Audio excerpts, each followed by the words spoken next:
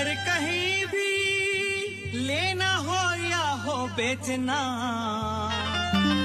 तो हर कोई इनकी देता है मिसाल।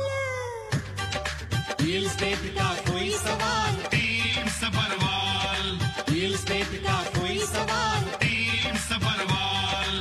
For any information, call Saurabh Sabharwal 647-864-8844. That's 647-864-8844. Or visit teamsabharwal.com. your search ends here. हाँ जी, आप सुन रहे radio FM 91.9 south pulse. Drive time चल रहा है भाई, एंड थोड़ा बहुत आपसे हम बता रहे हैं क्योंकि हमारे साथ जुड़ चुके हैं भाई पीके जी, जुड़ चुके हैं पीके सबरवाल जी, जुड़ चुके हैं from team Sabharwal. Real estate का कोई भी सवाल पीके सबरवाल बिल्कुल। Y media would like to welcome you to radio FM 91.9 south pulse drive time पे। पीके जी कैसे हैं आप? How are you? Thank you very much, Sarah, and very good afternoon to all our listeners. जी Sarah. बिल्कुल। And आज हम सुबह से ही बात कर रहे थे, सुबह भी आपसे बात हुई थी एंड रियल एस्टेट से रिलेटेड, मार्केट से रिलेटेड। तो सर आज उसी से ही स्टार्ट करते हैं। एंड मैं अपने प्यारे लिसनर्स को बता दूं कि बातचीत के दौरान, सवाल जवाब के दौरान अगर आप लोगों को कुछ भी क्वेश्चन से पूछना है ना, पीके जी से बिल्कुल बेझिझक होकर पूछिए। 905-226-9109 है स्टूडियो नंबर, 905-226-9109। मैं स्टूडियो नंबर रिपीट करते ही जाऊंगे आप लोगों के लिए।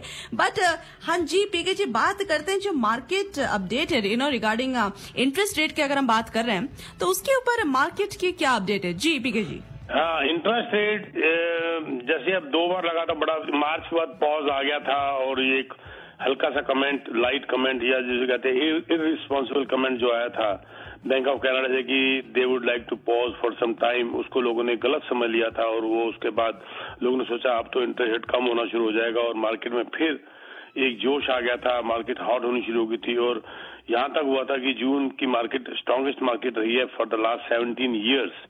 तो वो उस चीज ने लोगों के दिमाग में ये बात ला दी कि अब तो इंटरेस्ट रेट बढ़ेगा नहीं, अब तो घटेगा। लेकिन ऐसा नहीं हुआ क्योंकि अनएम्प्लॉयमेंट की फिगर्स डिफरेंट आनी शुरू हो गई, इन्फ्लेशन नीचे आ नहीं रहा था, 8.1% तक चला गया था। उसके बाद एक झटका थोड़ा सा ऊपर की तरफ भी चला गया था, 4.4 के उतरते फिर थोड़ा ऊपर की तरफ गया था। तो ऊपर से सप्लाई चेन में प्रॉब्लम आई, ऊपर से गैस के प्राइसेस, ग्रोसरी प्राइसेस, ब्ला ब्ला ब्ला। तो उसके बाद 2 जंप और आ गए जून जुलाई में। उसके बाद अब ये और स्टेटमेंट जो थी बड़ी रिस्पॉन्सिबल से आनी शुरू हो गई कि ये मकलन साहब ने कह दिया कि वो तब तक नहीं रुकेंगे जब तक इंटरेस्ट रेट को, जब तक इन्फ्लेशन को नीचे 2% तक टारगेट तक नहीं लेके आते। अब ये स्टेटमेंट थोड़ी सी जेन्युइन सी स्टेटमेंट है जिससे लगता है कि yes they are serious about inflation. और अब ये लोगों के दिमाग में आ गया कि इसका मतलब इंटरेस्ट रेट अब और बढ़ेगा, यानी कि अब रुकने वाला नहीं है। हमने भी पिछले वीक कहा था कि मेरे को 50% चांसेस, मेरे को उम्मीद है 50-50 की, इस साल एक बार और 0.25% इंटरेस्ट बढ़ेगा, 0.25% या 25 बेसिस पॉइंट्स को कहते हैं। लेकिन मैं खुशखबरी देना चाहता हूं कि अभी जो एक रिपोर्ट है, ये ब्लूमबर्ग का जो सर्वे आया, जो मैंने पिछले किसी प्रोग्राम में भी अभी डिस्कस किया था और आपने भी सेम ही क्वेश्चन पूछा जी कि ब्लूमबर्ग की रिपोर्ट जो उन्होंने 27 इकोनॉमिस्ट के साथ सर्वे किया, उनका ये मानना है कि ये ओवरनाइट रेट जो 5% हमारा है, ये अगले साल अप्रैल तक तो जरूर चलेगा। यानी कि उनका मतलब ये हुआ कि इंटरेस्ट रेट नहीं बढ़ेगा अप्रैल तक, उनका मानना है। जिस हिसाब से वो इकोनॉमी देख रहे हैं, जिस हिसाब से वो इस वक्त हालात देख रहे हैं, उनका ये मानना है कि ये नहीं बढ़ेगा। अप्रैल के बाद वो कह रहे हैं कि उनको इंटरेस्ट रेट बल्कि गिरने की उम्मीद है, क्योंकि एक 3% से नीचे इन्फ्लेशन आ गई और अब जो फिगर कुछ और अभी आने वाली है, जैसे फॉर एग्जांपल अभी 28 तारीख, आज क्या तारीख है 26, तो 28 को अभी जीडीपी की रिपोर्ट आने वाली है। 1 सितंबर को फिर जीडीपी की को रिपोर्ट आएगी। मतलब मैं 6 सितंबर से पहले बोल रहा हूँ, 6 सितंबर से पहले क्या होने वाला है जी। 4 अगस्त को एम्प्लॉयमेंट की खबर आने वाली है, 15 अगस्त को इन्फ्लेशन की रिपोर्ट आने वाली है। ये रिपोर्ट कुछ ठीक आती हुई नजर आ रही है। अगर ये सब ठीक आई तो 6 सितंबर को मेरे हिसाब से इंटरेस्ट रेट नहीं बढ़ेगा, रुकेगा। ये पहले ही इकोनॉमिस्ट ने जो सर्वे किया ब्लूमबर्ग ने, उन्होंने अपने विचार ये दिए। और ऊपर से टिम मैकलेलन साहब, गवर्नर जो हैं हमारे, उन्होंने भी बड़ा कह दिया कि हम जो पॉलिसी मेकर्स हैं, we are trying to balance the risk. मतलब कि बैलेंस क्या मतलब, ओवर रिस्क और अंडर टाइटनिंग, इन दोनों को अवॉइड करेंगे, बैलेंस में चलने की कोशिश करेंगे, क्योंकि ऑलरेडी हमने जो हमारी इकोनॉमिक कंडीशंस हैं वो अननेसेसरली पेनफुल हो चुकी है फॉर एवरीबडी। तो ये उनकी स्टेटमेंट ही थोड़ा एनकरेजिंग है। और उन्होंने जैसे ये भी कहा था कि जो अनएक्सपेक्टेड जो स्ट्रेंथ आ गई थी हाउस होल्ड स्पेंडिंग के ऊपर, जैसे मैंने बताया मार्च के बाद, और ऊपर से कंजम्पशन में स्पेंडिंग बड़ी हो गई, ट्रैवलिंग में हो गई, उसको रोकने के लिए जो उन्होंने स्टेप उठाए थे इंटरेस्ट रेट के, तो उसमें भी थोड़ा रुकाव हुआ है, उसमें भी लोगों का खर्चा कम होना शुरू हो गया, which is a very positive sign. देखो अब आगे क्या होता है। ये तो आपने जो पूछा मार्केट का, वो मेरे को जितना आता था मैंने बता दिया। बाकी देखो मैं थोड़ा पॉजिटिव हूँ, बाकी कल जाना जाएगा। जी बिल्कुल। एंड पीके जी, आपने एक चीज मेंशन की अबाउट इंटरेस्ट रेट के बारे में हम बात कर रहे थे, एंड मेरा सवाल भी उसी से रिलेटेड था। सर, इंटरेस्ट रेट जब बढ़ रहा है तो हाउस रेट्स भी बढ़ रहे हैं सर, बट लेकिन जो हाउस रेट्स है वो, if just explain to me in layman's terms, जब इंटरेस्ट रेट कम हो रहे तो हाउस रेट का भी बिल्कुल समझ गया आपकी बात, बिल्कुल क्लियर समझ आ गई कि आप ये कह रहे हैं कि इंटरेस्ट रेट तो बढ़ रहा है तो घरों की कीमत क्यों नहीं गिर रही। जी बिल्कुल ये सवाल था जी। हाँ, ये बड़ा स्ट्रेंज फिनोमिना है। और आपको मैं बताऊं इसी बात के ऊपर, Canadian home prices see largest single month increase in 17 years in the month of June. ये जो जून निकला ना पिछले महीने, 17 साल का एक महीने का हाईएस्ट जंप था ये, 2.6%। एक महीने का बता रहा हूँ, साल में 3% का जंप हुआ करता था प्रॉपर्टी के अंदर, ये एक महीने का जंप है। और इस जंप ने मंथ ओवर मंथ जो गेन हुआ, ये जंप जो है, इसने जो अप्रैल 2022 जो पीक पीरियड था उसके ऊपर हाफ कवर कर दिया इसने। जो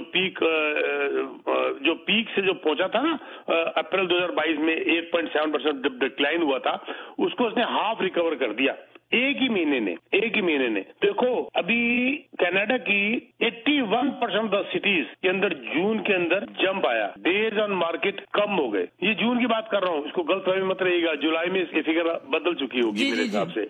मैं जून की बात कर रहा हूँ। जैसे फॉर एग्जाम्पल 81% ऑफ द मैं सिटीज की जो बात कर रहा हूँ, उसमें विक्टोरिया था, वैंकूवर था, कैलगरी था, एडमंटन था, विनीपेग था, Hamilton, Toronto, Ottawa, Montreal, Quebec, Halifax, उनमें से 11 में से 9 उनमें इंक्रीज देखा गया।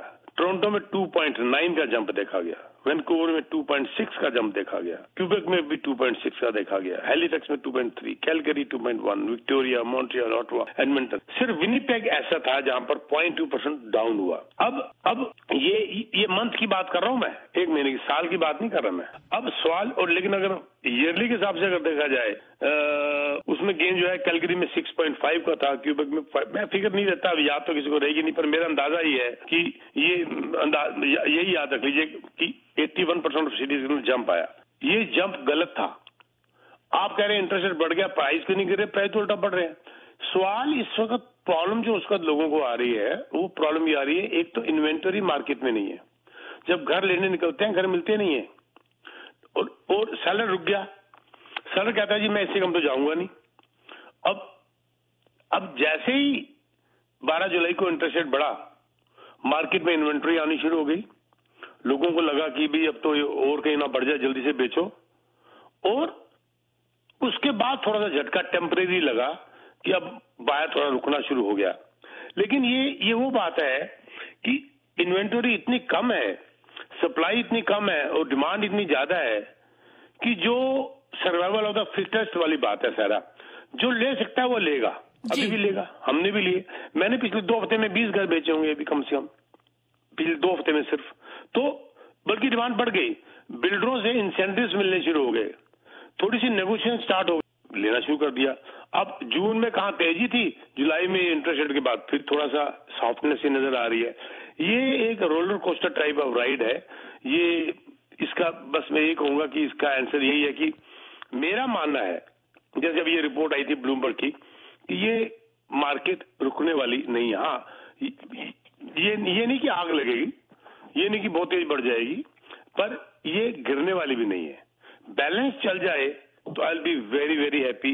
एक बैलेंस्ड मार्केट हो जाए जिसमें सेलर भी खुश, बायर भी खुश, लेंडर भी खुश, इकोनॉमी भी खुश रहती है उसमें, और मॉर्गेज ब्रोकर भी खुश रहते हैं और रियल्टर भी खुश रहते हैं। जी बिल्कुल। एंड पीके जी, और भी आपसे सवाल पूछूंगी, लेकिन शायद हमारे कॉलर्स भी जुड़ रहे हैं हमारे साथ। बिल्कुल कुलदीप जी जुड़े हुए हैं। And Kuldeep ji, you're on air, बिल्कुल सवाल पूछिए पीके जी से। जी हेलो। जी कुलदीप जी बताइए। हेलो जी कुलदीप, अब हम सुन रहे हैं आपकी आवाज, बताइए। ओके पीके साहब जी, मैं ਪੁੱਛਣਾ ਹੈ ਕਿ ਜਿੱਦਾਂ ਮੈਂ ਆਪਣਾ ਘਰ ਬੁੱਕ ਕਰਾਇਆ ਆ, ਉਹ ਮੈਨੂੰ ਮਿਲਣਾ ਅਪ੍ਰੈਲ 2024 ਚ ਮਿਲਣਾ ਆ, ਤੇ ਜਿੱਥੇ ਮੈਂ ਰਹਿਣਾ ਹੈ ਵੇਚ ਕੇ ਮੈਂ ਉੱਥੇ ਜਾਣਾ ਆ, ਤੇ ਤੁਹਾਡੇ ਹਿਸਾਬ ਨਾਲ ਮੈਨੂੰ ਹੁਣ ਵੇਚਣਾ ਚਾਹੀਦਾ ਕਿ ਨਹੀਂ ਜਨਵਰੀ ਕਰੀਏ ਸਲੋ। ਇਹ ਤੁਸੀਂ ਕਿਹੜਾ ਘਰ ਕਿੱਥੇ ਬੁੱਕ ਕਰਾਇਆ ਸੀ, ਕਦੋਂ ਬੁੱਕ ਕਰਾਇਆ? 3 ਚੀਜ਼ਾਂ ਚਾਹੀਦੀਆਂ ਨੇ। ਕਦੋਂ ਬੁੱਕ ਕੀਤਾ ਸੀ ਜੀ? ਮੈਂ ਨਵੰਬਰ ਚ ਬੁੱਕ ਕੀਤਾ ਸੀਗਾ। ਨੰਬਰ ਕਿਹੜਾ? ਆ ਜਿਹੜਾ ਹੁਣ ਪਿੱਛੇ ਨਾ ਕੀ ਗਿਆ ਜੀ 2022? ਹਾਂਜੀ 2022। ਘਰ ਕਿੰਨਾ ਵੱਡਾ ਹੈ? ਸੈਮੀ ਡਿਟੈਚ ਹੈ, ਡਿਟੈਚ ਹੈ, ਟਾਊਨ ਹੋਮ ਹੈ? ਇਹ ਡਿਟੈਚ ਹੈ ਜੀ, ਕੈਮਰੇ ਚ ਮੈਂ ਬੁੱਕ ਕਰਾਇਆ ਸੀਗਾ ਤੇ 2700 ਸਕੁਅਰ ਫੁੱਟ ਹੈ। ਐਮਪਾਇਰ ਦਾ ਨਹੀਂ ਹੈ, ਦੂਏ ਦਾ ਹੇਜ਼ਲ ਵਾਲਿਆਂ ਦਾ। ਚਲੋ ਠੀਕ ਹੈ ਜੀ। ਡਿਟੈਚ ਤੁਸੀਂ ਨਵੰਬਰ 2022 ਬੁੱਕ ਕਰਾਇਆ, ਔਰ ਤੁਸੀਂ ਅਪ੍ਰੈਲ 2024 ਦੀ ਕਲੋਜ਼ਿੰਗ ਹੈ, ਠੀਕ ਹੈ? ਹਾਂਜੀ। ਤੁਸੀਂ ਪਹਿਲੀ ਗੱਲ, ਤੁਸੀਂ ਆਪਣੇ ਵਾਸਤੇ ਬੁੱਕ ਕਰਾਇਆ ਸੀ ਜਾਂ ਇਨਵੈਸਟਮੈਂਟ ਸੀਗੀ? ਨਹੀਂ, ਮੈਂ ਆਪਣੇ ਵਾਸਤੇ ਬੁੱਕ ਕਰਾਇਆ ਆ। ਤੁਹਾਨੂੰ ਆਪਣੇ ਕੋਲ ਤੋਂ ਮੂਵ ਕਰਨਾ ਪਏਗਾ, ਸਾਡੇ ਕੋਲ ਚੋਇਸ ਨਹੀਂ ਹੈਗੀ ਇਹਨੂੰ ਵੇਚਣ ਦੀ। ਪਹਿਲੀ ਗੱਲ ਨਹੀਂ, ਮੈਂ ਆਪਣੀ ਜਿੱਥੇ ਮੈਂ ਰਹਿਣਾ ਮੈਂ ਉਹ ਵੇਚਣਾ, ਜਿੱਥੇ ਮੈਂ ਰਹਿਣਾ ਆ, ਜਿੱਥੇ ਆਲਰੇਡੀ ਮੇਰੇ ਤੋਂ ਘਰ ਹੈਗਾ। ਠੀਕ ਹੈ, ਨਾਓ ਇਟ ਇਜ਼ ਬਿਊਟੀਫੁਲ। ਕਿਉਂਕਿ ਤੁਸੀਂ ਜਿਹੜਾ ਬੁੱਕ ਕਰਾਇਆ ਨਾ ਉਹਨੂੰ ਵੇਚ ਦਿੰਦੇ ਹੋ ਤਾਂ ਤੁਹਾਨੂੰ ਬੜਾ ਲਾਸ ਹੁੰਦਾ, HST ਦਾ ਵਗੈਰਾ, ਔਰ ਤੁਹਾਨੂੰ ਅਸਾਈਨਮੈਂਟ ਦੇ ਉੱਤੇ ਟੈਕਸੇਸ਼ਨ ਦਾ ਬੜਾ ਲਾਸ ਹੁੰਦਾ ਹੈ, ਕੈਪੀਟਲ ਦੀ ਜਗ੍ਹਾ ਤੁਹਾਨੂੰ ਬਿਜ਼ਨਸ ਟੈਕਸ ਜਿਹੜਾ ਪੈਂਦਾ। ਜਿਹੜਾ ਤੁਸੀਂ ਆਪਣਾ ਵੇਚਣਾ ਹੈ ਨਾ ਸਰ, ਮੈਂ ਤੁਹਾਨੂੰ ਇਹ ਗੱਲ ਦੱਸ ਦਿਆਂ ਕਿ ਇਹ ਅਪ੍ਰੈਲ 2024 ਹੈਗਾ, ਤੇ ਤੁਹਾਡਾ ਜਿਹੜਾ ਘਰ ਹੈਗਾ ਜਿਹੜਾ ਤੁਹਾਨੂੰ ਡਿਟੈਚ ਉਹਦੀ ਪੋਜੀਸ਼ਨ ਦੇ ਰਹੇ ਨੇ ਅਪ੍ਰੈਲ 2024 ਚ, ਰਾਈਟ?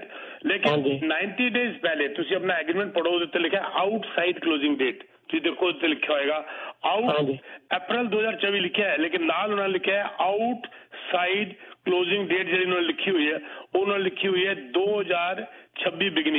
ਪੜੋ, ਘਰ ਜਾ ਕੇ ਪੜ੍ਹ ਲੈਣਾ, ਉਹਦੇ ਤੇ ਲਿਖਿਆ। ਹਾਂਜੀ, ਠੀਕ ਹੈ ਨਾ ਜੀ। ਇਹਦਾ ਮਤਲਬ ਕੀ ਹੋਇਆ ਕਿ ਉਹ ਅੱਗੇ ਤੁਹਾਡੀ ਡੇਟ ਕਲੋਜ਼ਿੰਗ ਦੀ ਹੋਰ ਵੀ ਵਧਾ ਸਕਦੇ ਨੇ। ਹਾਂਜੀ, ਤੇ ਤੁਸੀਂ ਗਲਤੀ ਨਾ ਕਰਨਾ ਆਪਣਾ ਘਰ ਉਹਨੇ ਵੇਚ ਕੇ।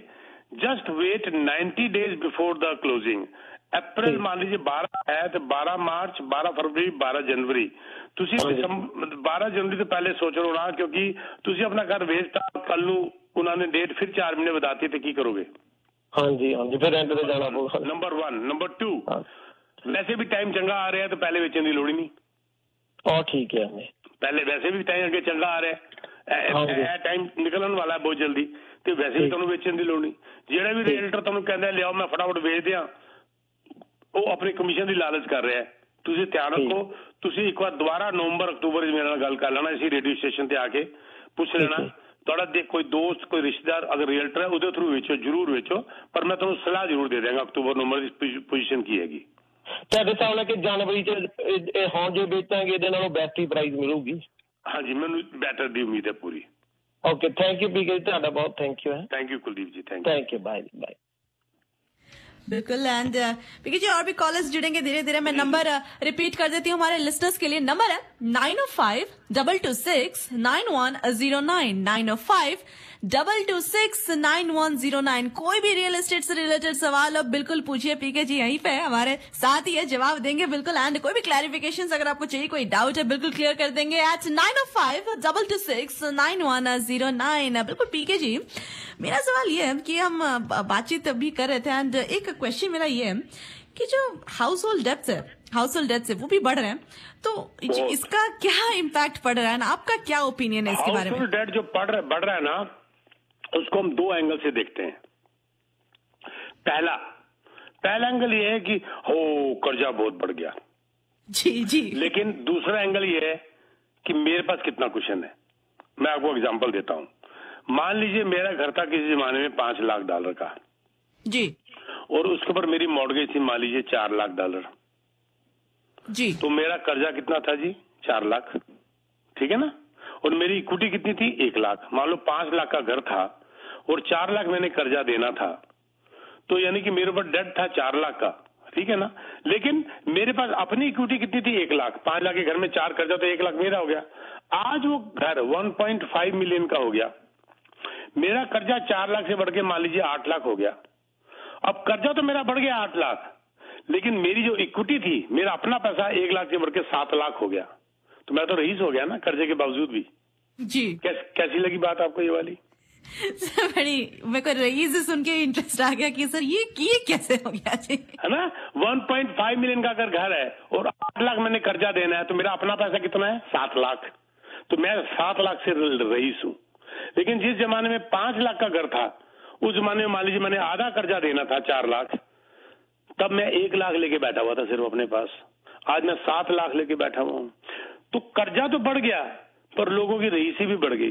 पर उन्हीं की बढ़ी जिनके पास अपने घर थे, पर जिनके पास घर नहीं थे और आज भी नहीं है, उनके लिए एक तो घर खरीदना मुश्किल हो गया, और एक उनकी जो स्ट्रेंथ है, जो रईसी है, वो कम होती गई बेचारों की। और खरीदना, मैं बेचारा वर्ड इसलिए यूज कर रहा हूं कि कई तो ले नहीं पाए और कईयों ने लिया नहीं, दोनों में बहुत फर्क है। जो लोग ले नहीं पाए, बहुत अफसोस है, उनके हालात ऐसे नहीं थे। कई लोग ले सकते थे पर उन्होंने नहीं लिया, उनके लिए कोई अफसोस नहीं है, वो धोखे में रह गए। मेरे पास अभी उसी दिन 2 दिन पहले एक सज्जन आए, मीटिंग मेरी 6-7 होती है, नाम नहीं ले सकता because of privacy, husband wife आए जी। 6-7 लाख का घर है, मॉर्गेज जीरो है, मॉर्गेज जीरो है, यानी कि एक पैसा नहीं देना। वो 6-7 लाख से रईस है और उसके बावजूद 1 लाख जेब में है। मैंने उनको छूटते ही कहा कि आप पहले कहां रह गए थे, 2 साल पहले क्यों नहीं आए, 1 साल पहले क्यों नहीं आए, आज तुम्हारी जो है प्रोफाइल में 2 लाख और जुड़ चुके होते। ऐसे भी लोग हैं। तो ये कर्जे की मैं बात बता दूं, मैंने आपने हाउस होल्ड डेट पूछ ही लिया है तो मैं बता दूं, जो Q4 ऑफ 2022 में जो डिस्पोजेबल इनकम प्रोपोर्शन जो था उसका मार्केट डेट का, वो 181.7% था। डिस्पोजेबल इनकम का हाउस डेट मार्केट डेट जो था वो 181.7% था इनकम का, दो लगभग दुगना हो गया Q4 में। वही Q1 ऑफ 2023 में बढ़कर 184.5% हो गया। स्टैट्स कनाडा की रिपोर्ट है, मेरी रिपोर्ट नहीं है ये। कर्जा बढ़ गया, ये कर्जा यानी कि 0.3 के आसपास बढ़ा, यानी कि टोटल 1.1 के आसपास परसेंटेज के करीब बढ़ा, लेकिन घरों की कीमत 2.6% बढ़ी। तो देखा जाए कर्जा तो बढ़ गया, लेकिन लोग जिनका घर है उनकी रीसी भी थोड़ी और बढ़ गई, प्रोवाइडेड उन्होंने ऊपर से कर्जा ले लेके खर्च ना किया हो, क्रूज में ना चले गए हो, अनाप शनाप खर्चे ना कर दिए हो। ये बहुत बड़ा बात है। अच्छा, अगर इसको हम करें, हाउस को बोरिंग का एस्टिमेट करें तो Q1 में 16.5 बिलियन बोरिंग थी, और जो कि जो पहले जो थी 14.4 थी डेब्ट सर्विस रेशो, उससे 14.4% जो है, एक मिनट मुझे इसकी फिगर एग्जैक्टली याद करने दो, 14.4% से बढ़कर 14.9% होगी। यस, तो लगभग बोरिंग 16.5 बिलियन Q1 में आ गई। यानी कि मेरा मतलब कहने का ये है कि ये कर्जा तो बढ़ गया, लेकिन कीमतें, जिनको घर बढ़ गया, जिनको घरों की कीमतें बढ़ी, उस हिसाब से कर्जा कम बढ़ा। लेकिन फिर भी एक बड़ी बारीक पुरानी कहावत है, कर्जा बलाना बाप का। फादर का भी कर्जा आपके सिर पे है तो बहुत गलत है, कर्जा तो नहीं होना चाहिए, लेकिन इन कंट्रीज में कर्जे बगैर काम ही नहीं चलता। हमने सिर्फ ये देखना है, मैं अक्सर देखता हूं जब मेरे पास आते हैं मीटिंग के लिए, उनकी इनकम जस्टिफाई कर रही है मॉर्गेज को नहीं। अगर उनकी इनकम मॉर्गेज को जस्टिफाई कर रही है तो वो कर्जा ना के बराबर है, क्योंकि उससे ज्यादा की वैल्यू का घर है उनके पास। लेकिन अगर आपकी इनकम के हिसाब से कर्जा जस्टिफाई नहीं कर रहा, मान लीजिए किसी की इनकम 1 लाख है और उसका कर्जा मॉर्गेज 4 लाख है, तो जस्टिफाई कर रही है, मिलियन का घर है, 4 लाख का कर्जा है, इनकम 1 लाख जस्टिफाई कर रही है इस कंट्री में। हमारी कंट्रीज, पीछे इंडिया पाकिस्तान की बात नहीं कर रहा, इन कंट्री वेस्टर्न कंट्रीज की बात कर रहा हूं। लेकिन अगर उसको इनकम 1 लाख है, अनाप शनाप झूठे कागज बना के उसने कर्जा ले रखा है 7 लाख, तो वो भाई साहब गलत है, फिर जबरदस्त वो कर्जा जीने नहीं देगा। तो कर्जे की परिभाषा, कर्जे का जो है एक किस्म से वो बदलता रहता है, डिपेंड करता है कि कर्जा किस कहां पर है। मैं ये मान के चलता हूं, जैसे उस दिन वो भाई साहब आए थे अपनी वाइफ के साथ, तो मैंने कहा था तुमसे ज्यादा रईस कोई नहीं है इस वक्त, जब आपने किसी का कर्जा ही नहीं देना। आप जो एक छोटे से घर में हो बैठे हुए, 7 लाख के घर में, जो महल है आपका, वहां पर आप राजा हो, रईस हो। एक बंदा जिसने 1.5 मिलियन का घर ले रखा है, 1 मिलियन कर्जा देना है, मेरे हिसाब से उससे ज्यादा गरीब इंसान कोई नहीं, कर्जे में दबा हुआ है। सोता कैसे होगा मुझे नहीं पता। हाँ, अगर उसकी इनकम 4 लाख 5 लाख है तो मैं मान लेता हूँ कर्जा ठीक है, लेकिन अगर इनकम 70-80 हजार 1 लाख है और उसने 1.5 मिलियन कर्जा देना है और कहता है मैं 2 मिलियन के घर में बैठा हूँ, कहाँ बैठा तू, तुझे नींद ही नहीं आनी। अक्सर एक कहावत बड़ी मशहूर है, आपने सुना होगा, मिट्टी की पकड़ मजबूत होती है, संगे मरमर में तो लोगों को फिसलते हुए देखा है। जी वो संगमरमर किस बात का, जहां पर तुम टिक के बैठ ही ना सको और तुम्हारी नींद उड़ जाए। जी जी, ये एक्चुअली ये कहावत काफी काफी सुनने में भी आती है, मैंने बहुत बार सुना भी है एंड इट मेक सेंस, क्योंकि असली में सही में बात है कि अगर आप बहुत सारे प्रॉब्लम्स में डील कर रहे हैं, बहुत सारे कर्जे में हैं आप, तो आप रह तो नहीं रहे घर पे, you basically under a lot of pressure at that point, तो you not living your life. देखो मैं आपको एक बात बताऊं सहरा, बड़ी इंपॉर्टेंट बात, ये कहावत बड़ी मशहूर है जी। ये मैं मेरे पेरेंट्स से मैं बहुत कुछ सीखा। वो मैं बहुत कुछ उनकी बातें मतलब मेरी जो थी हाईली एजुकेटेड तो नहीं थी, पर बड़ा दम था उनकी बात के अंदर। मेरे फादर कहा करते थे, he was in the army, वो उनका डायलॉग बहुत बहुत बहुत ताकत रखता था। वो कहते थे, we may not have all that we want, but when we check closely we realize that God has given us exactly what we need. हम अगर ध्यान से देखें तो खुदा ने, भगवान ने हमें वो सब कुछ दिया है जिसकी हमें जरूरत है, लेकिन ये जरूरी नहीं है कि जो हम चाहते हैं वो हमें दिया हो। We may not have all what we want, but when we check closely we realize that God has given us exactly what we need. Exactly वही दिया उसने जितना हमें जरूरत है। हम इस बात को रियलाइज ही नहीं करते। हम देखते हैं कि फेंस के उधर घास हरी है, अरे भाई वहां जाके देखोगे तो तुमको अपनी घास हरी ज्यादा नजर आनी शुरू हो जाएगी। हम इस बात से बहुत जिसे कहते हैं कई बार परेशान हो जाते हैं दूसरों को देख देख के। हम ये नहीं देखते कि उसकी वो बड़ी बड़ी गाड़ी में जा रहा है और वो मौज कर रहा है, हम कहते हैं यार कितनी अच्छी इसकी जिंदगी है। जब क्लोज आके देखोगे ना आप, तो आपको लगेगा कि मेरी जिंदगी ज्यादा अच्छी है, मेरा परिवार ज्यादा अच्छा है, मेरी वाइफ, मेरा हस्बैंड, मेरे बच्चे, ये एक स्वर्ग है। क्या ही रिजवां से लड़ाई होगी, खुल्द में घर ये घर याद आया। ऊपर वाले जाके मरने के बाद मेरी लड़ाई हो जाएगी। स्वर्ग जन्नत तो तेरी कुछ नहीं है, जन्नत तो वो थी जो मैं पीछे छोड़कर आ गया। इसको जन्नत बनाओ, इस जिंदगी को जन्नत बनाओ, इस जिंदगी को स्वर्ग बनाओ। क्या ही रिजवां से लड़ाई होगी, खुल्द में घर ये घर याद आया। तो ये जो है ना सोच, ये होनी बहुत जरूरी है, बहुत ज्यादा जरूरी है। बिल्कुल सही कहा आपने आपके जी, एक्चुअली में करेक्ट बात है। ये जो मेरे पेरेंट्स हैं जिनको मैं बहुत मानती हूँ, ऑब्वियसली उन्होंने बहुत सैक्रिफाइसेस किए मेरे लिए, बहुत कुछ किया उन्होंने मेरे लिए। ये एग्जैक्ट चीज उन्होंने भी मुझे कहा था कि you will want a lot of things from your life, लेकिन जो नीड होती है, जो बेसिक नीड्स होती है, वो एक जो रब है हमारा, जो भगवान है, वो हमेशा पूरी करके भेजता है, क्योंकि भगवान हमारे फर्स्ट पेरेंट जो नहीं बोलते वो है, तो वो कभी आपको दुख दर्द देंगे नहीं। तो वो जानना बहुत जरूरी है पीके जी। बिल्कुल। एंड मैं नंबर रिपीट कर देती हूँ, 905-226-9109 स्टूडियो का नंबर। बिल्कुल पीके जी जुड़े हुए हमारे साथ, कोई भी सवाल पूछना है रियल एस्टेट से रिलेटेड बिल्कुल पूछिए जी। पीके जी एक बात इसको कंटिन्यू करूंगा आपके पेरेंट की बात के ऊपर। अक्सर मैंने देखा है पेरेंट्स को शिकायत करते हुए, मेरे बेटे ने ये कर दिया, मेरी बेटी ने ये कर दिया, हमें धक्के मार दिए, हमें बाहर निकाल दिया, हमें भूखा मार दिया, हमें सड़कों पर खड़ा कर दिया। उन्होंने कभी ध्यान से नहीं सोचा कि उन्होंने जिंदगी में क्या किया था उनके साथ। उनके पड़ोस में नहीं ऐसा हुआ, उनकी रिश्तेदारी में नहीं ऐसा हुआ। वो बच्चे सुबह के पैर लगाते हैं, पेरेंट को सिर पे आंखों में चढ़ा रखा है, उनके साथ ऐसा क्यों हुआ? हो सकता है कोई एक केस ऐसा निकल भी आया हो, लेकिन there are no ungrateful children, there are only stupid parents who expect gratitude from their children. Simple सी मेरी बात है, सिंपल सी। स्टूपिड पेरेंट्स जो अपने बच्चों से ग्रेटिट्यूड चाहते हैं, उनको अपनी जिंदगी जीने दो। तुमने तो कुछ किया नहीं और उनसे तुम उम्मीद कर लो हमारा बुढ़ापा हमारे बच्चे संभाल लेंगे। उनसे मैं पूछता हूं तुमने अपने पेरेंट्स के लिए क्या किया था? नहीं, वो एक्सेप्शनल केस था। अपने पेरेंट्स को तुम इंडिया पाकिस्तान यहां वहां सब छोड़ के आ गए, बुढ़ापा उनके लिए, और तुम उम्मीद कर रहे हो कि मेरे बच्चे मेरे लिए करेंगे।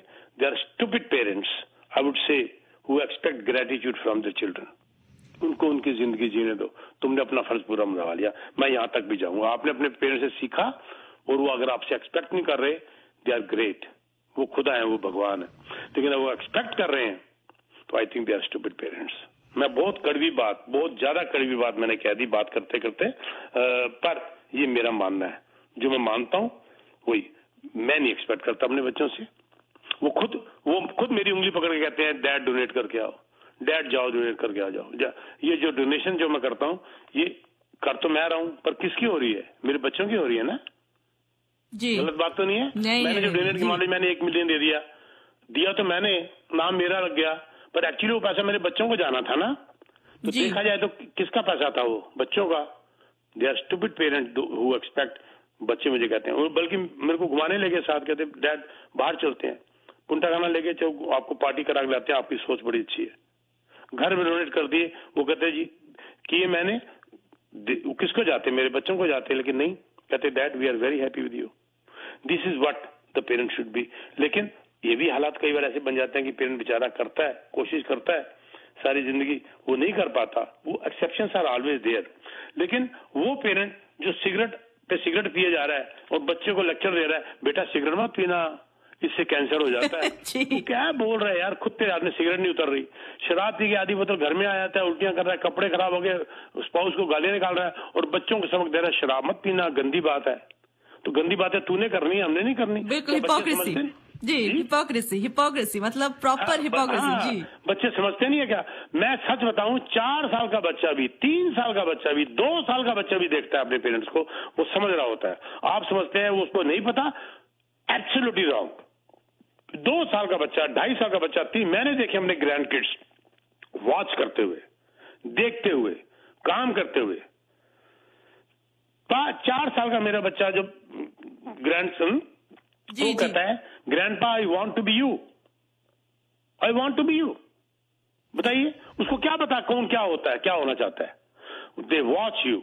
हमें लगता है कि वो मैंने छुपके से सिगरेट पी ली या एक पैक लगा लिया, पानी डाल दिया, वोडका पी ली, नजर नहीं आएगी। नो, उनकी आपकी बात करने का ढंग से पता चल जाता है। जिस तरीके से आप अपने स्पाउस से बात कर रहे हैं उनको समझ आ जाती है। आप मियां बीवी दोनों लड़ रहे हो आपस में बुरी तरीके से और सोच रहे हो बच्चों को पता नहीं चलता। मेरी बेटी जिस वक्त 8th ग्रेड में थी, अब तो खैर वो 45 साल की है, 8th ग्रेड में थी, वर्माउंट में पढ़ती थी, वो अमेरिका में पढ़ती थी जी, और मेरे मामा मामी के पास रहती थी। वो जब मिलने के लिए आई समर में मेरे पास, उनकी वेकेशन में इंडिया, तो आके मुझे पता क्या कहती है, पापा आपको एक बात बताऊं, क्या अंकल और आंटी लड़ते हैं आपस में कभी कभी। उसके लिए ये नई बात थी कि मियां बीवी लड़ते हैं कभी कभी, क्योंकि उसने अपने माँ बाप को कभी लड़ते हुए देखा ही नहीं था जी, कभी। उसके लिए बहुत नई बात थी ये। तो क्या बच्चे नहीं सीखेंगे वहां से? जरूर सीखेंगे। बिल्कुल, बिल्कुल। हमें क्या है कि बस हम जो कर रहे हैं ठीक है, और बच्चों से उल्टा एक्सपेक्ट कर लो। हमने माँ बाप को घर से निकाल दिया, बच्चे हमें रख लेंगे। यार कमाल की बात करते हो। उनको तो उससे पहले तुम्हें धक्के मार के बाहर निकाल देना चाहिए। जी पीके जी, एंड ये बहुत कड़वी बात है लेकिन आपने एक्चुअली कही है, सच कही है, ये टेक्निकली सच्ची बात है। एंड बहुत लोगों की ना, मैं सच में बताऊं, आई थिंक गट्स नहीं होती है बात को एकदम खुलने में बोलने में। And so I really appreciate that, क्योंकि मैं आपको एग्जांपल देता हूँ छोटा सा। जी बिल्कुल। मेरा पार्टनर है रमन दुआ, ठीक है जी, जी। और मेरे भाई जैसा कह लो, बच्चों जैसा है। वो जिस हिसाब से अपने पेरेंट्स की कदर करता है, जिस हिसाब से पेरेंट्स की अपनी इज्जत रखता है, जिस हिसाब से मैं जब मिलता हूँ फंक्शंस में या घर जाता हूँ, जिस हिसाब से अपने फादर को उसने भगवान बना के रखा होता है, उसकी इज्जत मेरी निगाह में इतनी बढ़ जाती है, इतनी बढ़ जाती है कि मैं बता नहीं सकता आपको। वो अपनी फादर की इज्जत कर रहा है रमन, और उसके फादर प्राउडली बैठे हुए हैं, like a king, like a Raja, like a भगवान, और सबसे आगे सीट दे रखी है। बस उतना ही काफी है इंसान की फितरत समझने के लिए। एक समझदार इंसान उसी को देख के समझ जाएगा कि ये जो, और उसके बच्चे क्या देख नहीं रहे, उसका बच्चा क्रिश जी, बेटा उसका क्रिश, और उसकी 2 बेटियां, वो देख नहीं रही कि मेरा फादर देखो अपने फादर की, हमारे दादाजी की कितनी इज्जत कर रहा है, दादा दादी की। ये एक गुण है जो उसने बीज बोया है, जिसका फल उसको मिलेगा। ये तो मेरे सामने का एक एग्जाम्पल है, कई एग्जाम्पल है ऐसे, कई एग्जाम्पल है ऐसे। तो ये बातें जो है बहुत इंपॉर्टेंट है जिंदगी में।